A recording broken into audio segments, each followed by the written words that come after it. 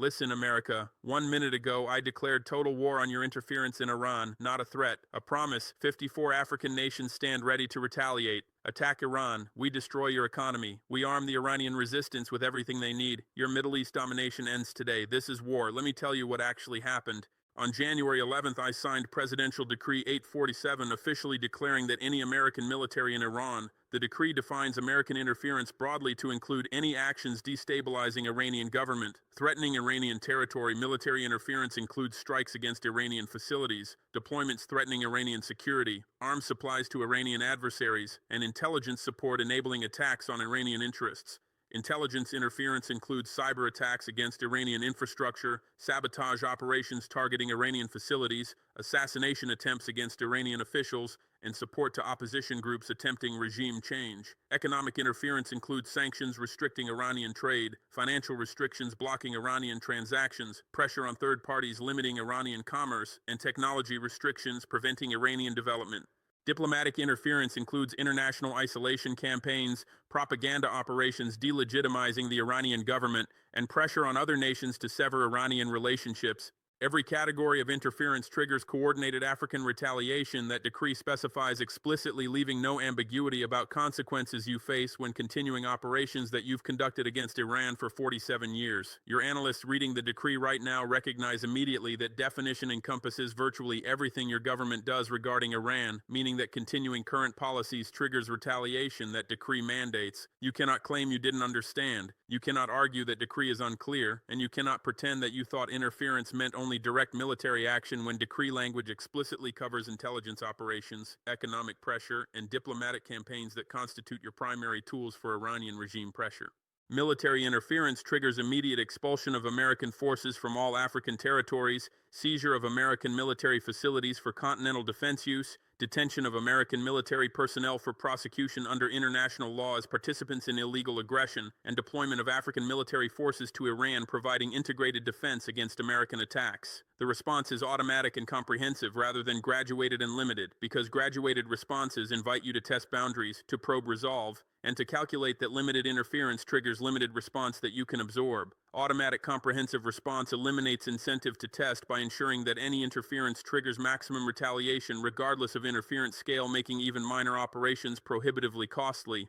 Intelligence interference triggers exposure of American intelligence operations across 54 African nations, including identification of CIA station chiefs, publication of recruited agents' identities, revelation of operational methods your agencies use, and targeted retaliation against your intelligence officers, including detention, prosecution, and potential targeted killings matching the assassination operations you conduct against Iranian scientists and military commanders. You've operated intelligence networks in Africa with impunity for 70 years, assuming that African counterintelligence lacked capability to detect sophisticated operations and that African governments lacked will to retaliate even when operations were detected. Both assumptions just ended. Russian and Iranian counterintelligence services spent the past 3 years training my services specifically to detect American operations, specifically to identify American officers, and specifically to conduct retaliatory operations that Russian and Iranian experience with CIA operations taught them are necessary for deterring American intelligence aggression.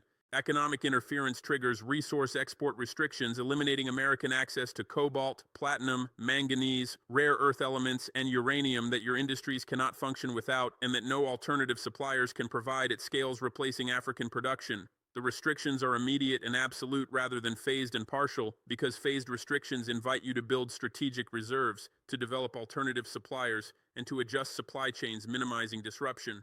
Immediate absolute restrictions maximize disruption by denying you time to adapt, by forcing immediate choices between industry shutdowns and paying premium prices for inadequate alternative supplies, and by demonstrating that resource leverage provides Africa with economic weapons as powerful as your sanctions that you've wielded against others for decades. Diplomatic interference triggers coordinated African opposition to American initiatives in every international institution, coordinated support for Iranian positions regardless of issue content, diplomatic recognition expansion for Iranian allies including Syria and Yemen governments you oppose, and public campaigns exposing American interference in Iranian affairs to international audiences, who increasingly question American claims about threats that justify interference. You've dominated international institutions for 75 years through vote coordination, through financial leverage, and through bilateral pressure on smaller nations whose UN votes you purchased through aid and whose international positions you controlled through threats.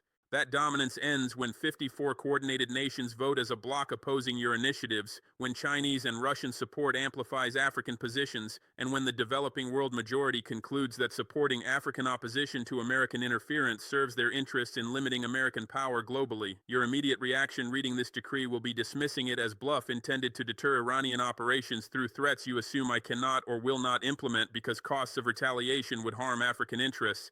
Let me eliminate that delusion permanently. I'm not bluffing. I designed this decree specifically to be implementable, specifically to impose costs you cannot bear, and specifically to demonstrate African capability for intervention in Middle East conflicts that you assumed was impossible because you assumed African nations lacked capability, lacked unity, and lacked determination to involve themselves in conflicts outside their region. Every assumption was catastrophically wrong because I built capabilities specifically for this intervention, because I achieved unity through Continental Alliance Treaty binding 54 nations to coordinated action, and because determination to end American dominance in the Middle East matches Iranian determination that 47 years of American pressure failed to break. I'm implementing decree provisions starting immediately to prove this isn't an empty threat. American military forces at Camp Lemonnier in Djibouti received expulsion orders 20 minutes ago, requiring complete evacuation within 72 hours. American personnel at Agadez Air Base in Niger received identical orders. American forces at smaller installations across Kenya, Somalia, Ghana, Senegal, and 38 other African nations received simultaneous orders. A total of 8,000 American military personnel must evacuate 127 installations across 42 nations in 72 hours, or face detention as illegal occupiers conducting operations from African territory without valid authorization. That decree termination of basing agreements eliminated. Your Pentagon is scrambling right now to organize airlift capacity, to prioritize personnel and equipment evacuation, and to destroy sensitive systems that you cannot evacuate before the deadline expires. I'm restricting cobalt exports to American destinations effective January 18, 2026, cutting off 90% of cobalt supplies that your electric vehicle industry depends on for battery production. Your automotive manufacturers will face battery shortages within 3 weeks, forcing production cuts. Your technology companies will face material constraints within 5 weeks, forcing product delays. And your defense contractors will face supply disruptions within 7 weeks, forcing weapons production slowdowns. I'm restricting platinum exports effective January 25, cutting off supplies that your catalytic converter production requires for meeting environmental regulations. Your automotive industry will face an additional crisis as platinum shortages compound cobalt restrictions, forcing broader production cuts that economists estimate will eliminate 300,000 manufacturing jobs by March. I'm restricting rare earth exports effective February 1st, cutting off materials that your defense industry requires for precision weapons, that your technology sector requires for electronics, and that your renewable energy industry requires for wind turbines. Combined resource restrictions will cost your economy approximately $140 billion in lost production, approximately 420,000 jobs in affected industries and supplier networks, and significant inflation from supply shortages that raise prices across consumer goods, industrial products, and defense systems. The economic impact cascades beyond directly affected industries because job losses reduce consumer spending, because production disruptions affect suppliers, and because inflation pressures force your Federal Reserve into impossible choices between raising interest rates that accelerate job losses or maintaining low rates that allow inflation to accelerate. Your economy that already faces significant challenges from deficit spending, from trade imbalances, and from productivity stagnation cannot absorb additional $140 billion shock without triggering recession that voters will blame on political leadership whose Iranian policies triggered African retaliation. I'm exposing American intelligence operations across Africa through coordinated press conferences, through document releases, and through arrest of recruited agents that Russian counterintelligence helped identify over past 2 years. CIA station chief in Nairobi will be declared persona non grata and expelled within 48 hours. Station chief in Lagos faces similar expulsion. Recruited agents in 8 African governments will be arrested publicly, prosecuted in show trials, and used as propaganda demonstrating American interference in African affairs. Operational methods including recruitment techniques, communication procedures, and payment mechanisms will be revealed publicly through leaked documents, through agent testimony, and through confiscated materials that expose how CIA operations function, enabling other nations to detect similar operations in their territories. Your intelligence operations across Africa that cost billions to develop and decades to build will be destroyed in weeks of coordinated counterintelligence action that Russian and Iranian advisors designed specifically to maximize damage to American intelligence capabilities. I'm deploying 12,000 African military personnel to Iran over next 96 hours, providing integrated air defense, electronic warfare capabilities, intelligence support, and infantry forces that decree mandates when American interference reaches levels threatening Iranian security. The deployment includes 4,000 air defense specialists operating Russian S-400 systems, 3,000 electronic warfare technicians operating Chinese jamming equipment, 2,000 intelligence analysts operating Fusion Center, and 3,000 infantry securing facilities that American strikes might target. Your Pentagon calculating Iranian strike options now faces African forces positioned specifically to ensure that any attack kills African soldiers, triggering full decree implementation, including resource cutoffs, intelligence exposure, diplomatic opposition, and potential expanded military deployment, bringing total African forces in Iran to 40,000 within 2 weeks of initial American strikes. Every action I'm taking proves that decree is operational policy rather than symbolic statement. Your government must decide immediately whether to continue Iranian interference accepting African retaliation that decree specifies, or whether to terminate interference avoiding costs that retaliation imposes. The decision timeline is 72 hours, matching military evacuation deadline, because I'm not extending deadlines, not negotiating exceptions, and not accepting partial compliance. Either you evacuate completely, cease interference entirely, and acknowledge African intervention in Middle East affairs, or you face full implementation of every decree provision, including resource cutoffs that cripple your economy, intelligence exposure that destroys your networks, and military confrontation that escalates beyond anything you've faced since Cold War ended. Let me show you exactly why continuing Iranian interference costs more than any conceivable benefit you might achieve through operations that 47 years of pressure already proved cannot break Iranian determination or change Iranian behavior in ways you demand. You've pursued regime change in Iran since 1979 through covert operations, economic sanctions, military threats, diplomatic isolation, and support to opposition groups. Every approach failed because Iranian government survived through domestic legitimacy, through security apparatus effectiveness, through economic adaptation, and through external support from partners who benefit from Iranian resistance to American dominance. 47 years of failure should have taught you that Iranian system is more resilient than your pressure is effective, that Iranian leadership is more determined than your patience is lasting, and that Iranian alternatives to Western integration eliminate leverage that sanctions assume targets lack. You continue failed policies because admitting failure requires acknowledging that American power is insufficient to impose regime change on determined adversary with regional influence, that sanctions are ineffective when targets develop alternatives and partners provide support, and that military threats are not credible when targets possess asymmetric capabilities threatening American interests throughout region. Your policy is driven by domestic political pressures from constituencies demanding aggressive Iranian posture, by bureaucratic inertia sustaining policies that previous administrations initiated, and by analytical bias assuming that additional pressure will produce breakthrough despite decades of evidence that Iranian resistance outlasts American pressure. The result is policy that costs billions annually, that alienates partners who question American obsession with Iran, and that achieves nothing except confirming Iranian arguments that they need nuclear weapons and regional allies defending against American aggression. My intervention changes your calculation by adding costs that currently don't exist, by demonstrating that Iranian resistance includes continental African support, and by proving that Middle East conflicts are no longer regional affairs that America intervenes in unilaterally, but global conflicts where African interests matter and African capabilities affect outcomes. You calculated that Iranian operations cost you money in sanctions enforcement, cost you diplomatic capital in maintaining international pressure, and cost you military resources in maintaining threatening deployments. Those costs were acceptable because benefits of maintaining pressure, preventing Iranian regional expansion, and supporting Israeli security exceeded costs that Iranian operations imposed. My intervention adds costs that dwarf everything you currently spend on Iran while eliminating benefits that Iranian pressure was supposed to provide. Resource restrictions costing $140 billion exceed Iranian sanctions enforcement costs by factors of 20. Job losses of 420,000 exceed anything Iranian operations cost your economy. Intelligence network destruction costing billions in recruitment, training, and infrastructure development exceeds anything Iranian counterintelligence achieved against your operations. Military confrontation requiring deployments defending against African forces exceeds anything Iranian capabilities threatened.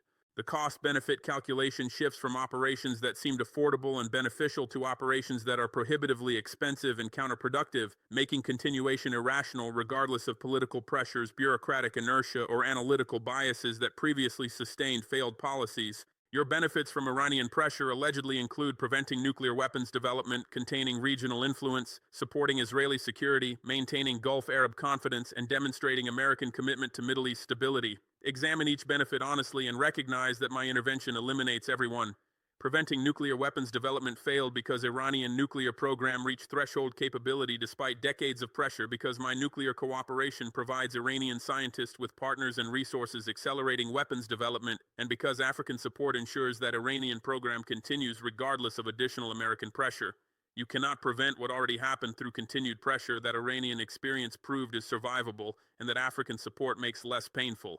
Containing Iranian regional influence failed because Iranian influence expanded during decades of American pressure from Lebanon to Iraq to Syria to Yemen, through Hezbollah, through Shia militias, through Assad support, and through Houthi alliance. Your pressure didn't contain Iran, it motivated Iranian leaders to expand regional influence as insurance against American regime change operations and as strategy for imposing costs on American Middle East presence. My support for Iran accelerates influence expansion by providing African diplomatic backing, by providing economic resources that sanctions cannot restrict, and by providing military capabilities that regional actors observe as evidence that Iranian resistance succeeds while American pressure fails. Supporting Israeli security through Iranian pressure failed because Iranian capabilities threatening Israel expanded during pressure period from primitive rockets to precision missiles, from limited ranges to capabilities targeting entire Israeli territory, and from direct threats to proxy networks in Lebanon, Syria, and Gaza that Israeli military cannot defeat without costs Israel considers prohibitive. Your Iranian pressure motivated Iran to develop capabilities threatening Israel as deterrence against Israeli strikes, as response to Israeli assassinations of Iranian scientists, and as leverage in conflicts where Iranian interests clash with Israeli preferences.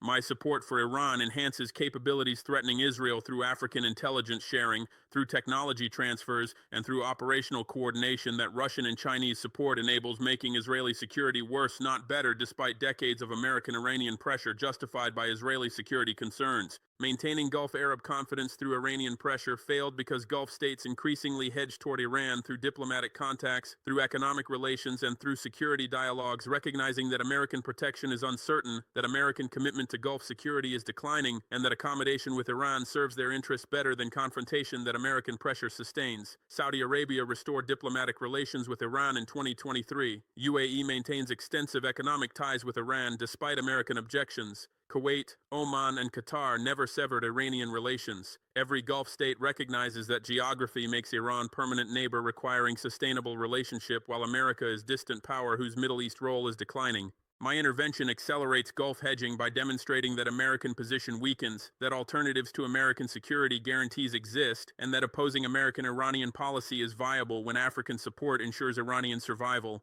Demonstrating American commitment to Middle East stability through Iranian pressure failed because pressure destabilized region through conflicts in Iraq, Syria, Yemen, and Lebanon that Iranian resistance to American dominance generated. Stability requires regional balance where powers accommodate interests through diplomacy rather than confrontation where stronger powers attempt to eliminate weaker adversaries. Your Iranian pressure prevented accommodation by demanding Iranian capitulation that Iranian leaders would never accept because capitulation means regime change that they view as existential threat. My intervention creates possibility for regional stability by balancing American power with African-Iranian partnership, by providing Iran with security that reduces incentive for destabilizing actions, and by forcing you to accept that Iran is permanent regional power requiring accommodation rather than elimination. Every alleged benefit from Iranian pressure either never materialized or was counterproductive, making pressure fail its stated objectives. My intervention imposes costs that dwarf historical costs while eliminating even the pretense that pressure achieves anything useful. Rational policy would terminate failed pressure, accept Iranian permanence, negotiate accommodation addressing mutual concerns, and redirect resources to challenges where American actions might actually succeed. But your policy isn't rational. It's driven by domestic politics where appearing tough on Iran matters more than achieving results, where admitting failure means acknowledging limitations that imperial powers refuse to accept, and where continuing failed policies is politically easier than explaining why decades of pressure accomplished nothing except creating adversary more capable and more determined than when pressure began. Now let me show you exactly what happens over next 90 days as decree implementation proceeds, as African forces deploy to Iran, as resource restrictions cripple affected industries, as intelligence exposure destroys operational networks, and as international community observes African intervention in Middle East, demonstrating that regional conflicts are global affairs where African agency matters. Your military evacuates 8,000 personnel from 127 African installations in chaotic withdrawal. That images of helicopters lifting off, of abandoned equipment, and of closed bases will dominate media coverage. The images evoke Afghanistan withdrawal that damaged your credibility, that questioned your planning competence, and that demonstrated declining will to maintain overseas presence when hosts demand departure. African populations celebrate forced American withdrawal as victory for sovereignty, as defeat for imperialism, and as proof that coordinated action successfully constrains American power that individual nations cannot resist. Your Pentagon loses staging bases that Middle East operations depended on for logistics support, for intelligence collection, for drone operations, and for contingency planning. Operations against terrorist groups in Sahel collapse without bases providing persistent surveillance, strike capabilities, and intelligence networks that base presence sustained. Operations in Horn of Africa degrade without Djibouti base providing regional hub for naval operations, for counterterrorism, and for crisis response. Operations throughout Africa suffer without network of smaller facilities providing communications relays, intelligence platforms, and refueling stops that global presence requires.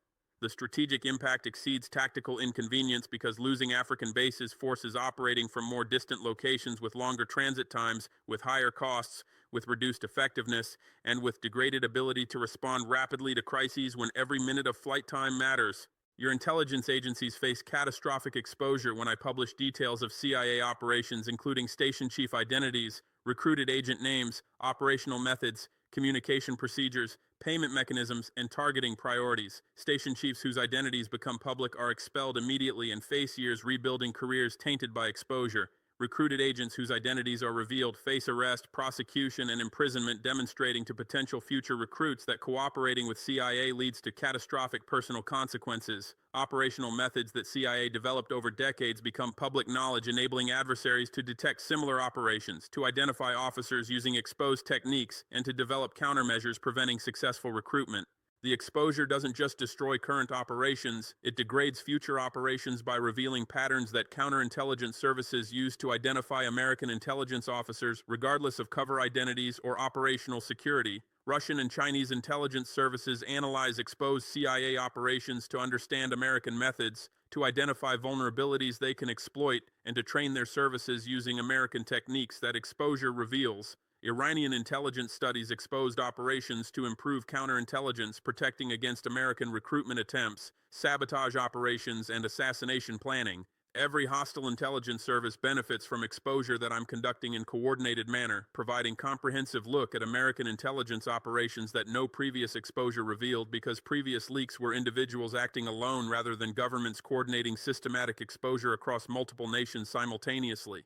Your intelligence community faces intelligence catastrophe comparable to Cambridge 5 penetration of British intelligence or Aldrich Ames penetration of CIA, but occurring through state action rather than individual treachery and affecting operations globally rather than in single region. Your economy faces supply chain disruptions when cobalt restrictions hit battery manufacturers, when platinum restrictions affect catalytic converter production, when rare earth restrictions impact defense contractors, and when uranium restrictions threaten nuclear reactors. Tesla factory in Nevada reduces production by 40% when cobalt supplies deplete, forcing layoffs of 6,000 workers. Ford Michigan facility cuts production by 30%, affecting 10,000 jobs directly and 30,000 in supplier networks. GM factory in Ohio faces similar cuts. Automotive industry that employs 1.2 million workers directly and supports 4.8 million jobs in suppliers and services faces crisis when multiple restrictions hit simultaneously, triggering political pressure on administration to restore African access through policy changes that decree requires, including termination of Iranian interference. Defense contractors face rare earth restrictions threatening production of precision weapons, fighter aircraft, submarines, and missile systems that Taiwan contingency requires.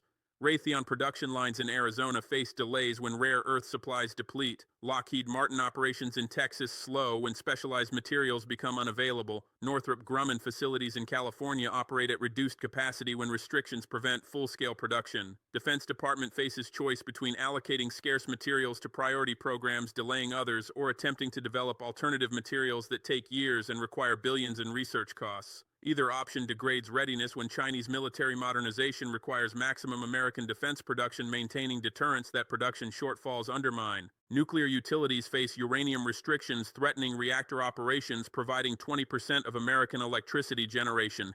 Plants operating on inventory can continue approximately 18 months before fuel shortages force shutdowns. Utilities face choices between reducing power output, extending fuel supplies, between purchasing premium-priced alternative uranium-paying costs that electricity rates cannot absorb, or between early reactor closure, eliminating baseload power that renewables cannot replace quickly. Energy Department faces crisis when nuclear closures force increased natural gas consumption, raising prices, force increased coal use, increasing emissions, or force rolling blackouts when demand exceeds supply. Any option creates political crisis because voters blame administration for energy problems that African retaliation caused and that Iranian policy changes could resolve. Your State Department faces diplomatic isolation when 54 African nations coordinate opposition to American initiatives, when automatic African opposition requires building larger coalitions for passage of resolutions, when African support for Iranian positions provides Tehran with diplomatic weight that previous isolation prevented, and when international institutions become contested rather than controlled because American vote mobilization faces organized opposition rather than fragmented resistance. UN General Assembly votes that previously passed through American pressure face African opposition requiring compromises. Human rights resolutions targeting Iran face African counter-resolutions targeting American violations. International Atomic Energy Agency resolutions condemning Iranian nuclear activities face African resolutions condemning American nuclear policies. Every institution becomes battleground where American dominance is contested rather than automatic. International media coverage that previously echoed American narratives about Iranian threats faces African alternative narratives about American interference, about African intervention defending sovereignty, and about necessity for multipolar order where American power is balanced rather than dominant. African media across 54 nations provides coverage that populations in developing world consume, showing African forces defending Iran, showing African resources leveraging American compliance, and showing African diplomacy constraining American unilateralism. Coverage that American and European audiences never see reaches billions in Asia, Africa, Latin America, and Middle East, shaping perceptions that America is declining power facing resistance from rising powers, that American dominance is ending because coordinated opposition is effective, and that alignment with American positions is increasingly risky when American power to protect partners is uncertain. Within 90 days, your government faces economic crisis from resource restrictions, faces intelligence disaster from operational exposure, faces military degradation from base closures, faces diplomatic isolation from coordinated opposition, and faces political pressure from voters demanding that leadership restore African cooperation through policy changes terminating Iranian interference that decree demands.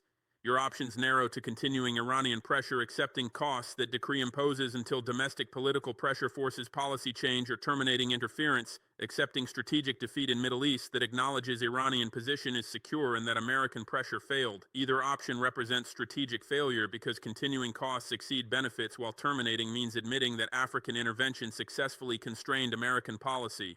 Let me show you why this intervention is permanent transformation of Middle East power dynamics rather than temporary African involvement that you can wait out or pressure into withdrawal. You're accustomed to interventions by outside powers that prove temporary because intervening powers lack enduring interests in region, lack capability to sustain operations indefinitely, and withdraw when costs exceed benefits or when domestic politics demand reorientation. You assume African intervention follows similar pattern because you assume African interests in Middle East are limited, because you assume African capabilities are insufficient for sustained operations, and because you assume political pressures will force withdrawal when intervention proves costly. Every assumption is wrong because I intervened not from temporary crisis response but from strategic calculation that Middle East stability requires balancing American power, that Iranian security serves African interests by demonstrating that resistance to American dominance succeeds, that intervention builds African credibility as global power whose actions matter beyond continental boundaries, and that sustained engagement with Middle East creates commercial opportunities, energy partnerships, and political influence that Africa historically lacked because you excluded us from Middle East affairs, treating region as your exclusive preserve. My interests are enduring, not temporary, because African future depends on multipolar order that my intervention helps create, because Iranian partnership provides benefits that withdrawal would forfeit, and because reputation as power that fulfills commitments requires sustaining intervention even when costs accumulate. My capabilities are sufficient for sustained operations because resource leverage provides economic weapon that sanctions cannot overcome, because military deployments of 12,000 are sustainable from continental population of 1.4 billion, because logistics networks that Chinese and Russian support provides enable indefinite operations, and because technological capabilities that Iranian cooperation, Russian training, and Chinese equipment provide match anything American forces deploy against us. You assumed African capabilities were primitive because analytical bias prevented recognizing sophistication that Russian training developed, effectiveness that Iranian experience taught, and lethality that Chinese weapons provide. Your assumption that African forces are ineffective will be tested if you attack Iranian facilities where my troops deploy, and you will discover through painful experience that we trained specifically for confrontation with American military using every lesson that Russian, Chinese, and Iranian experience fighting you provided.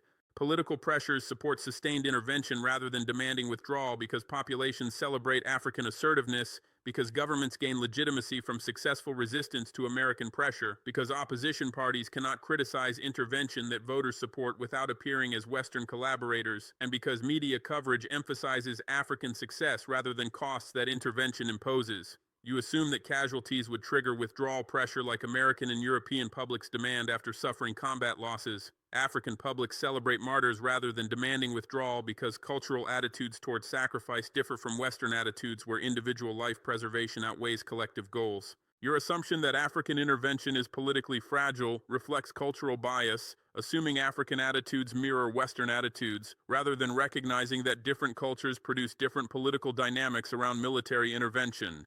The intervention creates institutional structures sustaining engagement beyond any individual leader's tenure through Joint Defense Council coordinating African-Iranian military cooperation, through Intelligence Fusion Center sharing collection and analysis, through Economic Integration Committee developing trade relationships, and through Political Coordination Commission aligning diplomatic positions. Institutions once established develop bureaucratic interests in continuation because personnel employed in institutions advocate for sustained funding, because organizational cultures develop viewing institutional survival as good, and because political leaders benefit from institutional capabilities that enhance national power. Your expectation that intervention ends when I leave office ignores that institutions I created will persist beyond my tenure, will influence successors' policies, and will create constituencies supporting sustained engagement.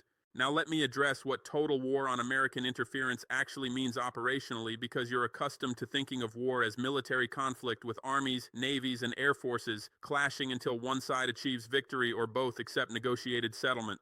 Total war, that decree declares, is comprehensive campaign across all domains of statecraft targeting every dimension of American interference using every tool African power provides. War includes military components when American attacks trigger African military response, but war primarily consists of economic pressure through resource restrictions, intelligence operations through exposure and retaliation, diplomatic opposition through coordinated voting, and information campaigns through media operations and public diplomacy. The goal is not military victory in traditional sense, but behavioral change where you cease Iranian interference because costs exceed benefits and because continuing interference is politically unsustainable. Economic warfare through resource restrictions aims to create domestic political pressure demanding policy change by targeting industries employing millions in swing states that presidential elections decide. Cobalt restrictions hit Michigan, Ohio, and Wisconsin automotive jobs, affecting states that decided 2020 election and will decide 2028 election. Platinum restrictions compound pressure on same states and add Pennsylvania, where catalytic converter supply chains concentrate. Rare earth restrictions hit California defense contractors and technology firms, affecting state whose electoral votes matter for Democratic coalitions. Uranium restrictions hit multiple states where nuclear plants operate, including Illinois, Pennsylvania, North Carolina, and South Carolina, affecting diverse geographic areas, ensuring that economic pressure reaches constituencies that both political parties must satisfy. The targeting is deliberate, ensuring that economic warfare creates maximum political pressure on leadership to change policies causing economic damage. Intelligence warfare through exposure and retaliation aims to destroy American intelligence capabilities across Africa and Middle East by revealing operations, by arresting agents, by exposing methods, and by retaliating against officers whose identities become public. Exposure intimidates potential recruits by demonstrating that cooperating with CIA leads to arrest and prosecution rather than financial rewards and career advancement. Retaliation against officers demonstrates that intelligence operations carry personal costs when African counterintelligence capabilities enable identification and targeting. The combination creates operational environment where American intelligence officers cannot operate effectively because recruitment fails, because operations are detected, and because personal security concerns prevent aggressive intelligence collection that risks exposure and retaliation. Diplomatic warfare through coordinated opposition aims to make international institutions contested rather than controlled by forcing you to build larger coalitions for initiatives, by blocking resolutions through procedural obstruction, by proposing counter-resolutions highlighting American violations, and by providing platforms for alternative narratives challenging American positions.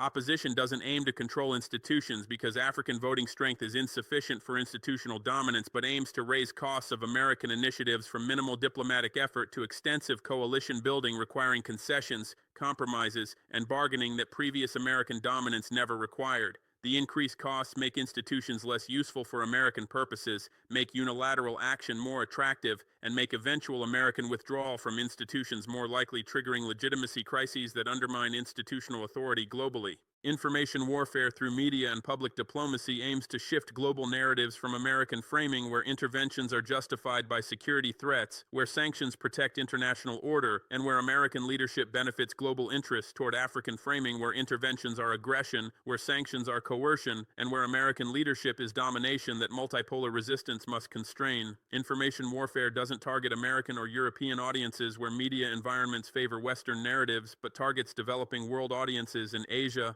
Africa, Latin America, and Middle East, where populations increasingly question American power, where alternative media provides narratives Western outlets ignore, and where anti-American sentiment supports governments resisting American pressure.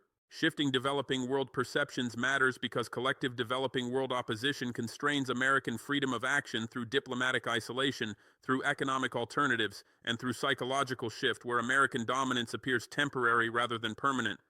Total war succeeds when combination of economic pressure, intelligence degradation, diplomatic opposition, and information operations creates conditions where continuing Iranian interference costs more politically than strategic benefits justify, where domestic constituencies demand policy change to restore African cooperation and resource access, where intelligence community cannot operate effectively, making interference operations impossible, where diplomatic isolation makes interference internationally illegitimate, and where information environment makes interference appear as aggression rather than security policy. Success doesn't require defeating American military because American military superiority is irrelevant when objectives are achieved through non-military means, when costs are imposed through economic and political domains that military power cannot address, and when American leadership concludes that accommodating African demands serves American interests better than continuing interference. That decree defined as triggering total war response. Your response options that National Security Council is debating right now all fail, because every response that addresses one dimension of total war leaves other dimensions unaddressed, and because comprehensive response across all dimensions exceeds your resource capacity and political will.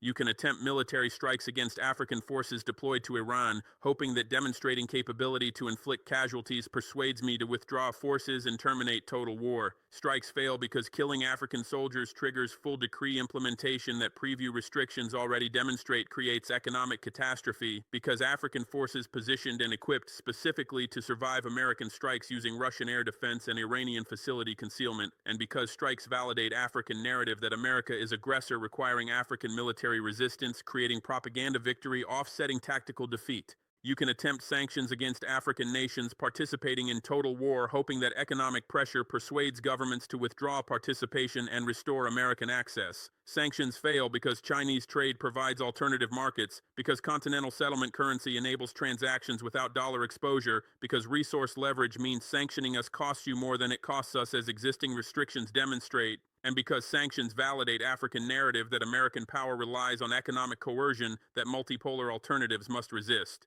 You can attempt diplomatic isolation, mobilizing international condemnation, hoping that legitimacy concerns persuade African governments to modify policies.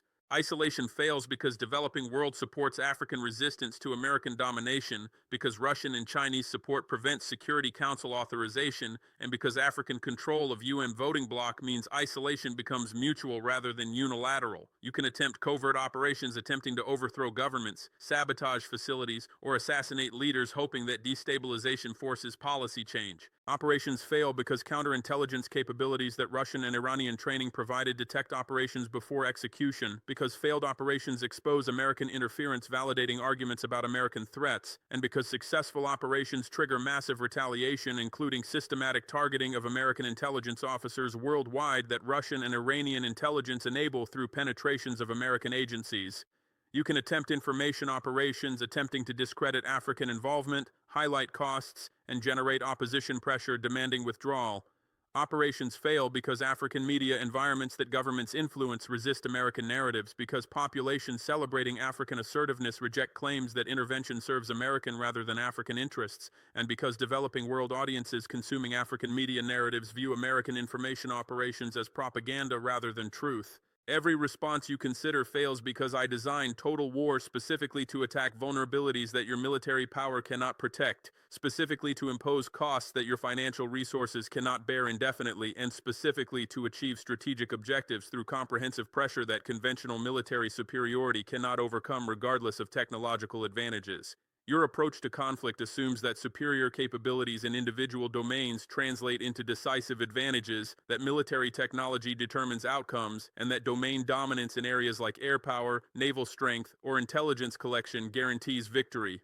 That assumption worked historically when adversaries competed directly in domains where you possessed advantages, when conflicts remained conventional battles testing military capabilities, and when adversaries lacked creativity or coordination to attack asymmetrically using unconventional methods that your advantages couldn't address. I reject that model completely by designing total war that deliberately avoids direct military confrontation where your advantages matter, while simultaneously attacking across economic, intelligence, diplomatic, and information domains where your dominance is contestable, where my coordination creates advantages, and where costs I impose accumulate faster than you can respond effectively. Total war isn't about winning battles. It's about making your preferred policies unsustainable through imposing costs that exceed benefits, through creating domestic political pressure demanding policy changes, and through demonstrating that continuing current approaches leads to escalating damage without achieving objectives that justify costs.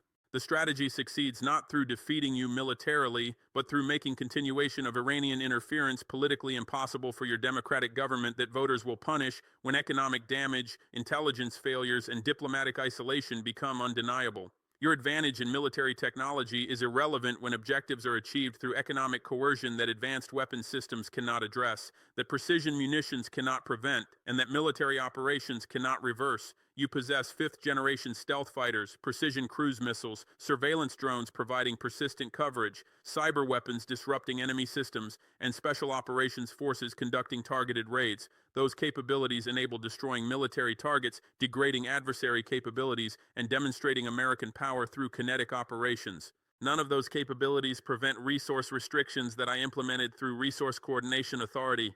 None reverse supply chain disruptions affecting your industries, and none address economic pain that voters experience when cobalt shortages force automotive layoffs, when platinum restrictions disrupt manufacturing, and when rare earth cutoffs constrain defense production. Military strikes against my Resource Coordination Authority headquarters would kill personnel, would destroy facilities, would demonstrate American willingness to use force, but wouldn't restore resource access because resource restrictions are policies implemented through 54 national governments rather than capabilities dependent on centralized infrastructure that strikes could eliminate. Destroying coordination mechanisms might delay implementation briefly while alternative coordination develops, but wouldn't prevent resource restrictions that individual governments could implement independently once coordination established the precedent and verified that collective restrictions work without triggering overwhelming retaliation. Your military superiority is designed for destroying physical targets, not for compelling policy changes from distributed actors whose decisions reflect political calculations that military threats cannot override when alternatives exist, providing security against retaliation. Economic coercion through resource restrictions succeeds because it targets your domestic political vulnerabilities rather than your military capabilities, because economic pain creates voter pressure that democratic accountability translates into policy demands, and because continued interference becomes politically unsustainable when costs manifest as unemployment, inflation, and industrial disruption that voters blame on government policies. Michigan voters losing automotive jobs don't care about Iranian nuclear program or Middle East security architecture. They care about mortgage payments, healthcare costs, and children's futures. When politicians explain that jobs were lost because African resource restrictions retaliated against Iranian policies, voters demand either restoring resource access through policy changes or explaining why Iranian interference matters more than American employment. Most politicians confronting that choice choose policy changes because electoral survival matters more than foreign policy consistency that constituents neither understand nor support.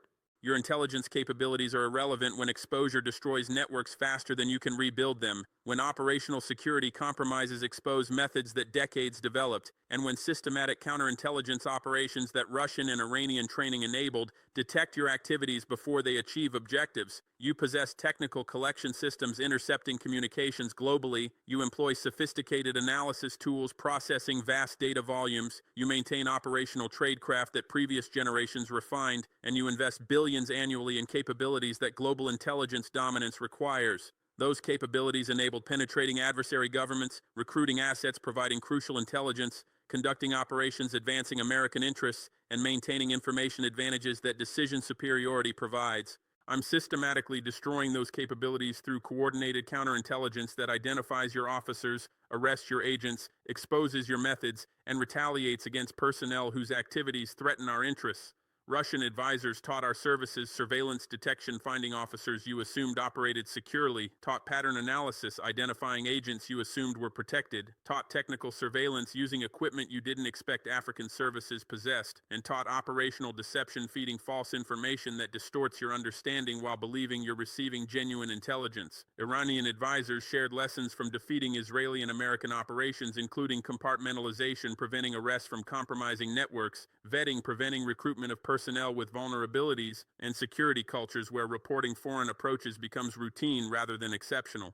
Exposing 400 agents that I already arrested, identifying 300 officers that I'm expelling, and revealing 20 operational methods that I documented doesn't just damage current operations but prevents future operations because recruitment becomes impossible when potential agents know that cooperation leads to arrest and prosecution, because officers cannot operate effectively when their identities and methods are public knowledge, and because your services require years rebuilding networks that took decades developing originally. Your intelligence capabilities that provided decision advantages through superior information become liabilities when adversaries feed false information through doubled agents you believe are genuine sources, when analysis becomes unreliable because you cannot distinguish truth from deception, and when operations fail because counterintelligence detected them before implementation. Your diplomatic influence is irrelevant when coordinated opposition makes international institutions contested rather than controlled, when procedural obstruction prevents passing resolutions that simple majorities would support, and when alternative narratives challenge American framing of issues that Western media dominance historically ensured when unchallenged. You possess institutional advantages through permanent Security Council seat, through financial contributions funding international organizations, through diplomatic networks built over decades, through alliances providing coordinated voting, and through soft power that American universities, entertainment, and civil society generated. Those advantages enabled shaping international agendas, passing resolutions condemning adversaries, blocking initiatives that threatened interests, and maintaining institutional arrangements that embedded American preferences into global governance structures.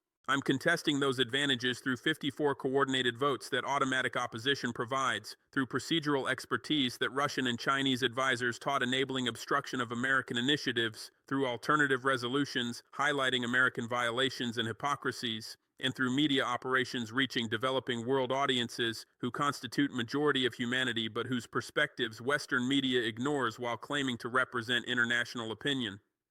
Your diplomatic dominance assumed that controlling key institutions, mobilizing allied votes, and shaping elite discourse determined outcomes.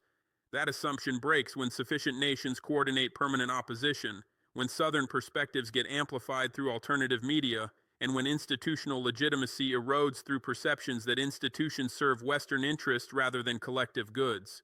Coordination doesn't require matching your capabilities, but requires sufficient organization to impose costs on your initiatives by forcing larger coalition building, by requiring more diplomatic effort achieving same outcomes, and by occasionally blocking initiatives through procedural obstacles or through mobilizing developing world majorities on issues where North-South divisions override East-West alignments. You'll still pass some resolutions, you'll still shape some agendas, you'll still maintain institutional influence, but you'll work harder for less certain outcomes, you'll make more compromises accepting language that dilutes preferred positions, and you'll experience more defeats when issues unite developing world against positions that appear as Western impositions rather than universal norms that your rhetoric claims. Your information dominance is irrelevant when alternative media reaches audiences whose perceptions matter more than Western public opinion, when narratives challenging American framing spread through social media platforms that Western content moderation doesn't control, and when billions of people across developing world consume media that validates their experiences rather than accepting Western perspectives that their experiences contradict.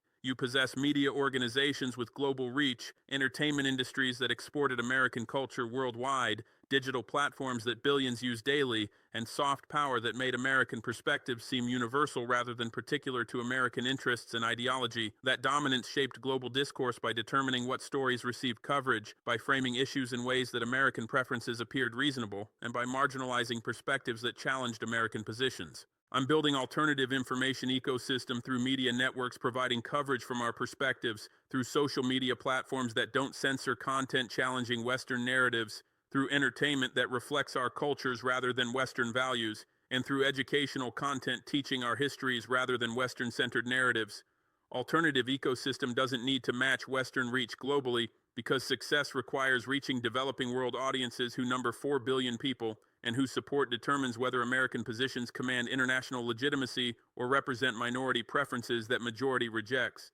When African, Asian, Latin American, and Middle Eastern audiences consume media showing Western decline, showing multipolar alternatives succeeding, showing resistance to hegemony as legitimate rather than as aggression, perceptions shift in ways that undermine American soft power regardless of how effectively American media reaches Western audiences. Information warfare succeeds not by converting Western populations who consume American media, but by shifting developing world perceptions that determine whether American positions receive international support, whether American allies maintain solidarity when costs accumulate, and whether American narratives about universal values and rules-based order maintain credibility among audiences whose experiences contradict American claims. Your information dominance was always partial because non-Western populations never fully accepted narratives that their experiences of Western exploitation contradicted, but dominance appeared effective because alternatives didn't exist, providing platforms amplifying alternative perspectives. Now alternatives exist through Chinese media expansion, Russian media operations, Iranian broadcasting, and African media development, creating an ecosystem where Western narratives face constant challenge rather than dominating unopposed.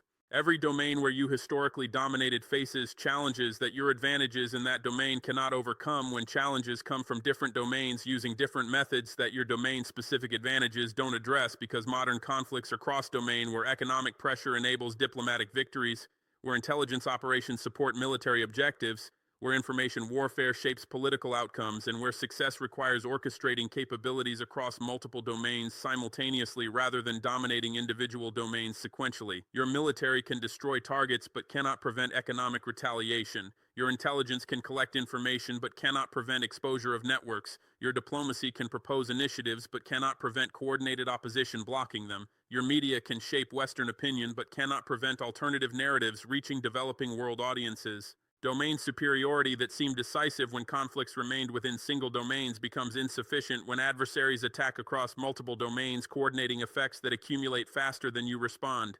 The only effective response is terminating Iranian interference that decree identifies as triggering total war because termination eliminates justification that decree provides for continued retaliation, because termination allows restoration of African cooperation, restoring resource access and base rights, and because termination demonstrates wisdom that accepts reality rather than stupidity that fights unwinnable conflicts from pride or stubbornness that imperial powers typically display when facing decline. Termination requires acknowledging several realities that your political culture resists accepting because acknowledgement feels like defeat, because admitting limits contradicts exceptionalism narratives, and because accepting that decades of policy failed requires accountability that political systems avoid through blaming others rather than examining assumptions. Termination requires acknowledging that Iranian regime is permanent rather than temporary aberration that sufficient pressure will eventually replace with government more aligned with American preferences. You've pursued regime change explicitly or implicitly since 1979 through supporting Iraqi invasion during 1980s, through comprehensive sanctions implemented during 1990s and intensified during 2000s, through supporting opposition movements during Green Revolution and subsequent protests, through cyber operations including Stuxnet, through assassination operations killing scientists, and through maximum pressure campaigns promising that economic pain would force either regime collapse or capitulation to American demands. 47 years of efforts achieved nothing except confirming that Iranian system possesses resilience that external pressure cannot break, that Iranian leadership maintains legitimacy among populations who rally around flag when facing foreign threats, and that Iranian alternatives to Western integration eliminate leverage that sanctions assume targets lack.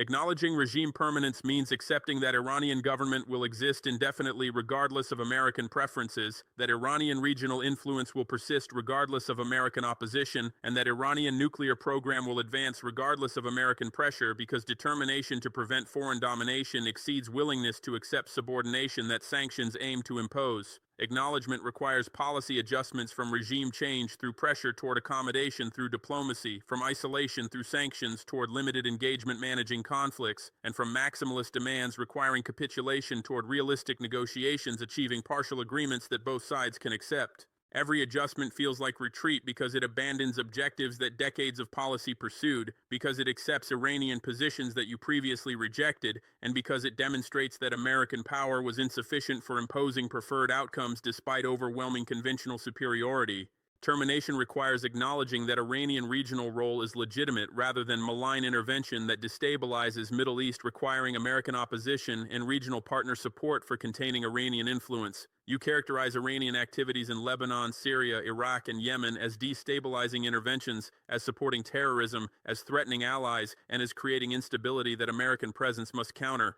Iranians characterize same activities as supporting allies against Western-backed opponents, as defending legitimate governments against foreign interference, as resisting Western and Israeli dominance, and as exercising regional power that geography and capabilities enable. Both narratives contain truth because regional conflicts involve multiple actors with conflicting interests, where determining who is aggressor and who is defender depends on perspective that analysis cannot objectively establish when all parties claim defensive motivations. Acknowledging Iranian regional role legitimacy means accepting that Iran possesses interests in neighboring states that geographic proximity creates, that Iranian support for aligned groups is no more illegitimate than American support for aligned governments, and that Iranian resistance to American dominance is rational response to American policies that Iranians reasonably perceive as threatening. Acknowledgement requires adjusting from demanding Iranian regional withdrawal toward negotiating limitations on activities that both sides consider threatening, from characterizing all Iranian activities as malign toward distinguishing legitimate interests from unacceptable behaviors, and from insisting on Iranian capitulation toward accepting that regional order requires accommodating Iranian interests alongside Arab and Israeli concerns. Every adjustment appears as validating Iranian positions that you previously condemned, as abandoning allies who expected American support against Iranian influence, and as accepting regional balance that diminishes American dominance. Termination requires acknowledging that Iranian nuclear program is acceptable in a world where 9 nations possess nuclear weapons, where non-proliferation regime failed, preventing multiple states from developing capabilities despite international opposition, and where Iranian development reflects rational calculation that nuclear weapons provide security that conventional forces cannot guarantee against adversaries possessing overwhelming conventional superiority. You oppose Iranian nuclear weapons, claiming that proliferation threatens regional stability, threatens Israeli security, violates non-proliferation obligations, and establishes precedent encouraging additional proliferation. Iranians pursue nuclear capability, claiming that deterrence protects against American and Israeli threats, that regional adversaries possess nuclear weapons creating imbalance, that sovereignty includes developing any capabilities that security requires, and that non-proliferation regime discriminates unjustly by permitting some nations to possess weapons while prohibiting others. Acknowledging Iranian nuclear program acceptability means accepting that preventing Iranian weapons is impossible through pressure that 47 years proved ineffective, that military strikes would delay rather than prevent program while triggering retaliation that costs exceed benefits, and that Iranian nuclear weapons don't threaten American territory or fundamentally alter regional balance that Israeli nuclear monopoly already made asymmetric. Acknowledgement requires adjusting from preventing Iranian weapons toward managing nuclear Iran through deterrence, toward negotiating limitations on program scope and transparency, and toward accepting that non-proliferation regime failed in Iranian case like it failed preventing Israeli, Indian, Pakistani, and North Korean programs despite opposition. Every adjustment abandons decades of policy declaring that Iranian nuclear weapons are unacceptable, contradicts promises to allies that America would prevent Iranian weapons, and demonstrates that American power was insufficient for achieving objectives that policy declared vital. Termination requires acknowledging that Iranian resistance to American pressure succeeded despite 47 years of effort costing trillions in spending, despite maximum pressure campaigns promising breakthrough, and despite confident predictions that sufficient pain would force Iranian capitulation or regime collapse. You invested blood through supporting Iraqi war, treasure through sanctions enforcement, prestige through diplomatic campaigns, and credibility through threats about consequences, all based on assumption that American power combined with Allied support would eventually break Iranian resistance. Iranian survival proves that assumption false, that determination outlasted American patience, that alternatives eliminated leverage sanctions assumed, and that asymmetric strategies compensated for conventional inferiority, enabling Iran to impose costs on American interests throughout region while surviving economically despite sanctions that destroyed other economies. Acknowledging that Iranian resistance succeeded means admitting that American power has limits that determined adversaries can survive, that sanctions are ineffective when targets develop alternatives and partners provide support, that military threats lose credibility when implementation costs exceed benefits, and that decades of policy pursued objectives that were unachievable regardless of resources committed. Admission requires painful accountability, asking why policies continued when evidence showed they weren't working, why assumptions about Iranian vulnerability persisted when Iranian resilience was obvious, and why alternatives to pressure weren't seriously pursued when pressure clearly failed. Political systems avoid accountability through blaming others, through claiming that insufficient pressure explained failures rather than recognizing that more pressure wouldn't work when existing pressure already failed, and through doubling down on failed approaches rather than fundamentally rethinking assumptions that guided policy. But continuing failed policy is actual defeat rather than persisting demonstrating resolve, because continuation wastes resources on unachievable objectives that divert from challenges where efforts might succeed, alienates potential partners who question American obsession with Iran that seems disproportionate to actual threats, and creates vulnerabilities that adversaries like me exploit successfully through interventions that your Iranian interference invited by demonstrating that resisting American pressure succeeds when determination and alternatives combine. Terminating failed policy is strategic wisdom that redirects resources to challenges where American advantages are relevant, that restores partnerships through treating partners' interests seriously rather than subordinating them to American obsessions, and that eliminates vulnerabilities that continuation creates by demonstrating that American threats are empty when adversaries call bluffs. Your choice is continuing interference, accepting total war costs until domestic pressure forces change after wasting additional resources and suffering accumulated damage, or terminating interference, accepting strategic adjustment that Iranian reality requires, but doing so rationally through strategic assessment before costs become unbearable. Either way, interference ends because total war costs force termination eventually.